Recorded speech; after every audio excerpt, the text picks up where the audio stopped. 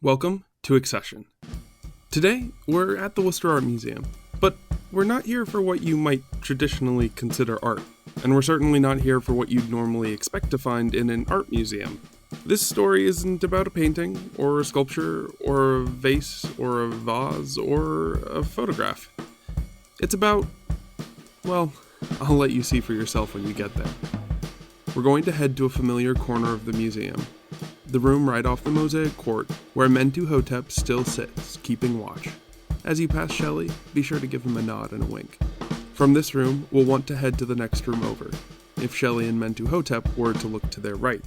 Mind the stairs as you enter the room, and take a seat on one of the couches. If you look around, you'll see pieces of armor and swords and other medieval treasures in cases. But the piece we're here for is not in a case, nor is it on the walls. In fact, it's on top of the walls. Today, we're looking at Worcester Art Museum, accession number 1952.18. If you're at the museum with us, then you are currently looking at one of the museum's best-kept secrets, which all good museums have, and one of my greatest burdens, which most art history people have. But you may have noticed that I refrained from giving the piece a name. The reason is twofold. The first is because what you are looking at is not a piece of art in the fine art sense, but a piece of art that would fit more in the category of interior design, or fixture. You're looking at a beautifully crafted wooden ceiling, with enthralling designs painted all over. And most ceilings, with a few fine art exceptions that prove the rule, generally do not have names. The second reason I have withheld the name is that what the museum calls it kind of gives away the country that it came from. And today, I thought we'd do a little art history detective work to figure out that for ourselves. Now, the first thing you might notice is that this ceiling is made of two sets of rafters. Larger rafters moving parallel to the couches on the ground, and smaller rafters in between those, running perpendicular. However, upon closer inspection, you'll notice that the pieces of wood aren't the large pieces of timber you might expect, but rather smaller boards that have been joined together. What this indicates to us is that this roof needed to be able to breathe. As seasons change, temperature and moisture levels can cause the wood to contract and expand, and in extreme cases, crack and break.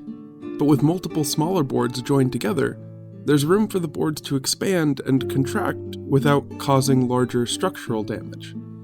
Thus, we are looking for a country with warm, dry summers and cold, wet winters. The next thing we have to look at is the design. Every inch of the ceiling is covered in designs, either geometric patterns made largely of spiraling orthogonal pathways, or leaves and flowers that curve into repetitive patterns that leaves and flowers don't often curve into. Every nook and cranny of this ceiling is filled. And from this fact, and the general aesthetic, you may have already pegged that this design is somehow connected to Islamic culture.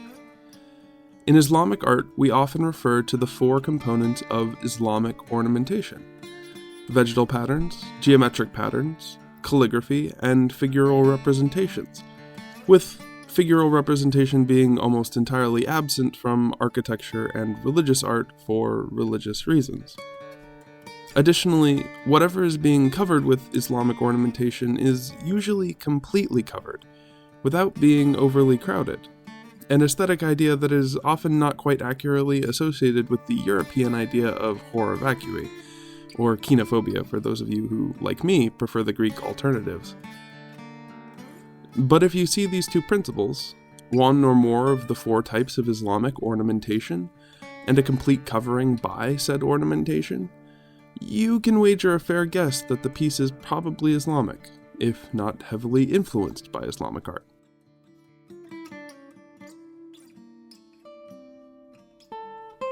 But there's another design here that's not geometric and not vegetal, nor calligraphy or figure, but heraldic. Not Islamic or Arabic, but European. Between the smaller rafters, but on the larger ones, are paintings of shields, family crests. There are two shields here that we can see that alternate between the rafters. The one, in heraldic terms, is a chief and a saltire, or a bar at the top of the shield with an X dividing the body of the shield into 4 sections. The top and bottom sections are red, with the left and right sections being blue and yellow crosses. Alternating with those are red shields, with a white vase of lilies on the left, and a purple lion on its hind legs to the right. These two symbols are almost certainly indicative of specific families, and almost certainly indicative of the families that owned and lived in this house. In some parts of the ceiling, you can even see other shields that belong to the families from earlier in the lineage. So now I think we have enough information. The combination of climate that the ceiling is built for, and the Islamic ornamentation and European heraldry, puts us squarely in Spain. Rule was passed back and forth between Muslims and Christians for many centuries, resulting in an art that at times fluctuated between the two, but ultimately created an incredible blending of the two cultures, like we can see in the ceiling above us. And if there was a card in this room pointing out the ceiling above, it would probably mention that the ceiling is from the late 15th century, but I have yet to find that card.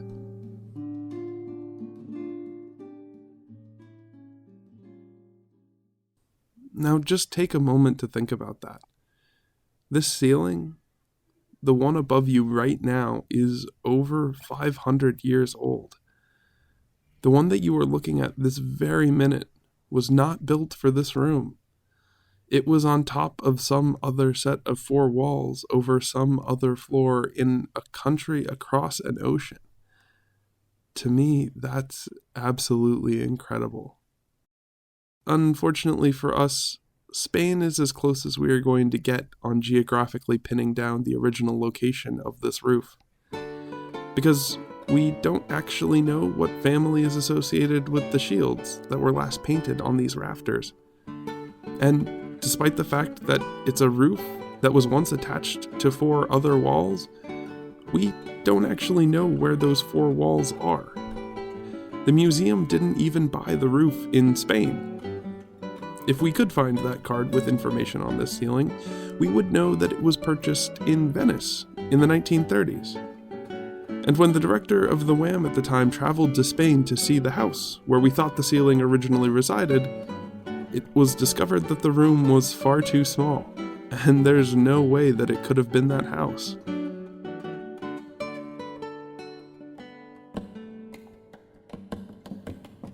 If you're the type who is up for some real art history detective work, or happens to know a lot about Spanish heraldic symbols, there's at least 2 big questions to answer here. Whose family crests are these? And what house did that family live in? Ultimately, answering one would probably help us answer the other, but as I look up at the ceiling today, both remain those brilliantly unanswered questions that give us a reason to keep telling stories.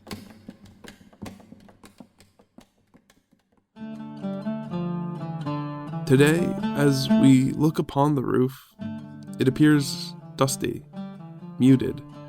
But then you might look dusty and muted too if you were a Spanish roof that was transported to Italy and then sold to America after 500 years.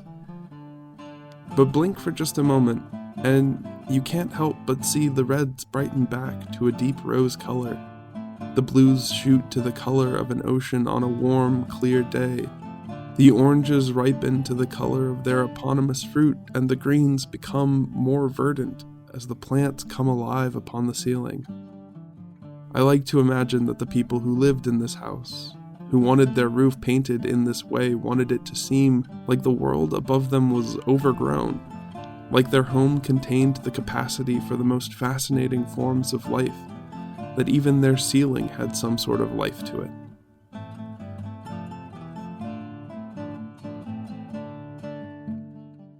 It now may make more sense to you why there are 2 lamps in this room, and comfortable chairs that don't really seem to be pointing at the art. They are all there to hopefully get you to take a moment and look up. And now we've arrived back at my burden. I often find myself here as well, with much the same purpose. I sit here and watch patron after patron wander through these galleries without ever once glancing up and seeing the beauty just above them. Or at least I did that once. Now I can't help but warn people as they pass through the room that they might be missing out. I also can't help but imagine that at some point, when it was back in that Spanish home, the homeowners would have to do the same. We spend so much time focusing on the things in front of us that we forget to look up at the little details. Don't forget to look up. And at some point in the 30s, some Venetian merchant or some art historian who was looking to save treasures from a war-torn Spain, they were inspecting some house lost to time, and they didn't forget to look up. And they saw a ceiling that they thought needed saving. And so they brought it to Venice, where the Wham bought it, and transported it to this room, probably adjusting the dimensions so it could have a place to sit where it fit just right. And it ended up here. And now here you are too, looking up at it. Of course, if I hadn't have said anything, you might have just missed it. Don't forget to look up. But now, by having listened to this episode and having shared this secret with you, the burden is no longer my own. When you find yourself walking through this gallery, and you see people looking at those pieces of armor and enameling in the glass cases, it's now your job, your burden to pass along this beautiful secret as well. Don't forget to look up. So I hope that you take this as an invaluable lesson. Every time you walk into an art gallery, pay attention to what's hanging along the walls, and what's sitting on the pedestals, and who's standing next to you. But don't forget to glance up every once in a while. You never know what you might be missing. Another beautiful secret, perhaps. It just might go over your head. Don't forget to look up.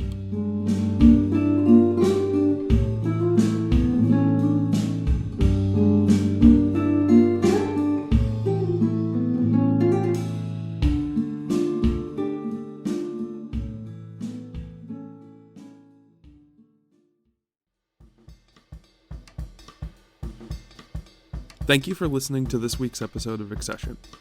Our special thanks this week goes out to all the students of the Holy Cross Ekphrasis class, whose brilliant work culminated in a podcast tour of the Worcester Art Museum that I am so proud to have been involved in.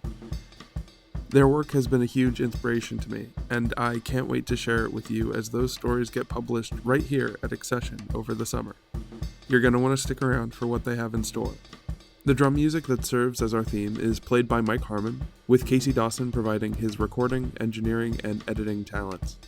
You can hire him at caseydawson.com or follow him at facebook.com/CaseyDawsonSound. Our show art was made by V. Silverman, who you can hire to make art for you at vcsilverman.com. And you should also be listening to their amazing podcast, Fuzzy Logic.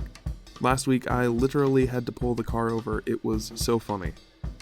This episode was produced, written, recorded, and edited by me, T.H. Ponders. You can follow me most places at T.H. Ponders, and the show on Twitter and Instagram, Tumblr, and Facebook at AccessionFM. And as always, you can find the notes for the show, links to the art, and maybe a few other goodies on our website at accession.fm.